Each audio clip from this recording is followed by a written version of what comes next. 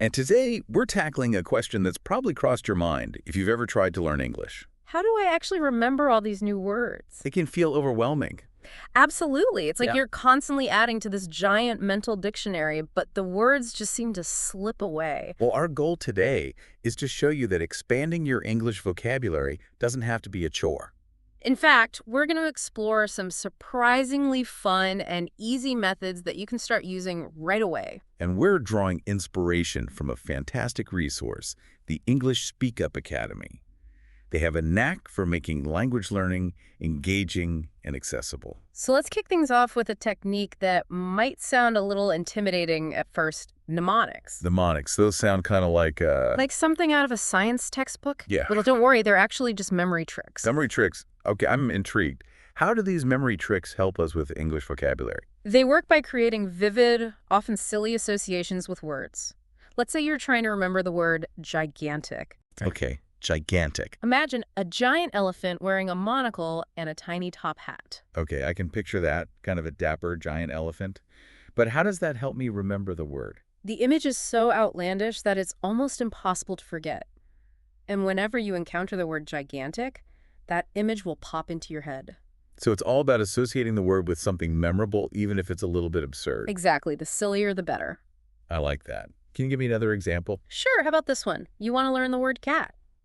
You could use a simple rhyme like, the cat sat on the mat. The cat sat on the mat. Okay, I see.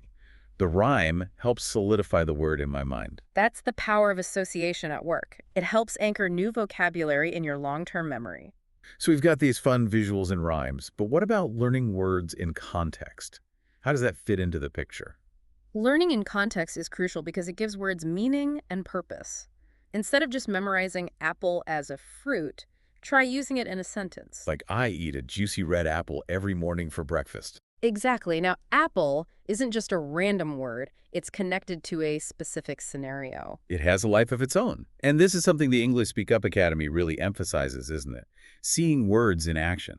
Absolutely. They encourage active learning and applying new vocabulary in real-life situations. So we've learned these new words. We've got these funny images in our heads. We've used them in sentences. What's the next step? How do we actually start using them in conversations? It might sound simple, but the key is to consciously use the words you've learned. Consciously use them, so don't be afraid to try them out. Right, like if you're learning the word delicious, make an effort to use it the next time you enjoy a meal. You could say, this pasta is absolutely delicious. It's about turning those newly acquired words into a part of your everyday vocabulary. Precisely. And the more you use them, the more natural they will become. Okay, so we've talked about mnemonics and contextual learning. What about those more traditional methods like flashcards and apps? Are they still relevant? They absolutely are, especially when combined with a technique called spaced repetition. Spaced repetition. I've heard that term before, but I'm not entirely sure what it means. Can you break it down for us? It's a learning strategy that involves reviewing material at increasing intervals. So you might see a word on a flashcard today, then again tomorrow, then a few days later, and so on. So you're constantly revisiting the words, but not in a monotonous way. It's spaced out to help with retention. Exactly. Apps like Anki or Quizlet are great for this. They use algorithms to show you words right before you're likely to forget them. That's pretty cool. It's like having a personal vocabulary trainer in your pocket. Technology can be a powerful tool for language learning. Absolutely, it can make the process more efficient and engaging. So we've covered quite a few techniques so far. But before we move on, I want to touch on something that I think is really important, leveraging your native language. Oh, that's a fantastic point. Sometimes the easiest way to learn a new word is to connect it to something you already know. So if an English word sounds similar to a word in your native language, use that similarity to your advantage. For example, family in English sounds very close to familia in Spanish. Right. And even if the words don't sound alike, you can still create those personal connections. Like if you're trying to remember the word serendipity, Serendipity meaning a fortunate accident or a pleasant surprise. you could break it down into serene and destiny, creating a link between a peaceful state and a preordained path. It might sound a little far-fetched, but And it makes the word stick. It's about finding what works for you. exactly, language learning is a personal journey. And the English Speak Up Academy really embraces that individuality. They offer a variety of techniques to cater to different learning styles. It's about finding your own path to fluency.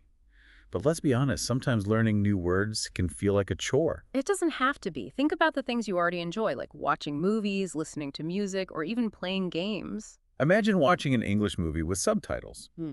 You're seeing the words and hearing them at the same time, reinforcing your memory naturally.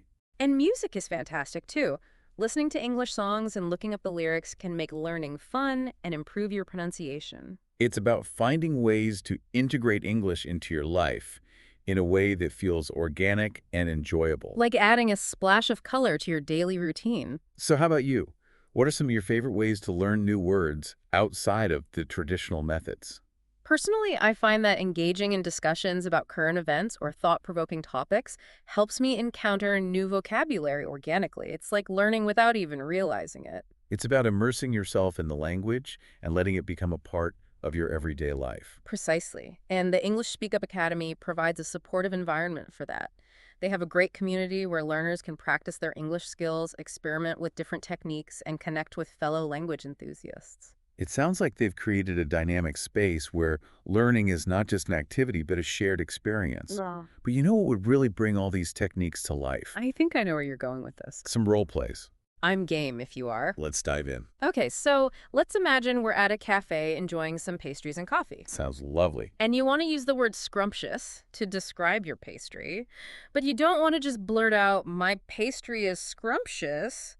How could you incorporate the word into our conversation naturally? Well, you could ask me, how's that pastry? It looks delicious. Perfect. And you could say, "Oh, it's absolutely scrumptious. The flavors are incredible." So by using it in a sentence like that, it feels less forced, more like a natural part of the conversation. Exactly. And it reinforces the meaning of the word in your mind. Okay, now let's try using the mnemonic technique for the word scrumptious. What kind of image could we come up with? Okay, close your eyes and picture this. A squirrel with cheeks bursting with nuts, all labeled scrumptious. Okay, that's definitely a memorable image. Yeah. I can see how that would help me remember the The word. sillier the better when it comes to mnemonics. Now let's switch gears for a moment and talk about using your native language to learn new words. How could someone use that approach to learn the word wanderlust? Wanderlust, that strong desire to travel and explore the world. Well, it actually sounds a bit like wonder and lust in English. Wonder and lust. So a sense of curiosity and intense longing. I can see how that connects to the concept of wanderlust. It's all about finding those links, those connections that make the word click in your mind. Okay, let's do one more example. Let's say you're playing an online game and you come across a sparkling diamond. What's a word you could use to describe it besides sparkling? Well, dazzling could work, or maybe resplendent. Oh, resplendent. That's a Mhm. good one. I don't think I've ever used that word in a sentence before. There you go. See, games can be a fun way to expand your vocabulary. It's amazing how learning can be integrated into activities we already enjoy. We've covered a lot of ground today, from mnemonics and contextual learning to flashcards and apps, and even the power of our native languages. Is there anything else you'd like to add? I think the most important takeaway is that language learning is a personal journey. What works for one person might not work for another. So it's all about finding what resonates with you and making the learning process your own. The English Speak Up Academy really emphasizes that idea. They encourage students to experiment with different techniques and discover what helps them learn best. They have a diverse range of resources and a supportive community to help you along the way.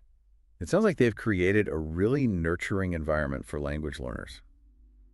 I think we've covered a lot of ground today. From mnemonics and contextual learning to flashcards and apps, there's definitely no shortage of ways to boost your English vocabulary. And the best part is you don't have to choose just one. Experiment and see what works best for you. Exactly. It's all about making the learning process engaging and enjoyable. And, after a little role-playing session, I'm feeling a lot more confident about trying out some of these techniques in real conversations. Me too.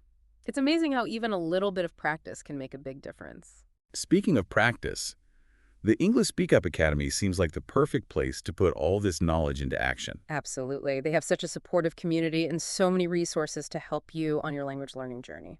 So as we wrap up today's show, I want to leave you with a challenge. A challenge. I love it. Pick one new English word that you've learned today or that you've been wanting to learn. It could be anything from scrumptious to wanderlust to resplendent.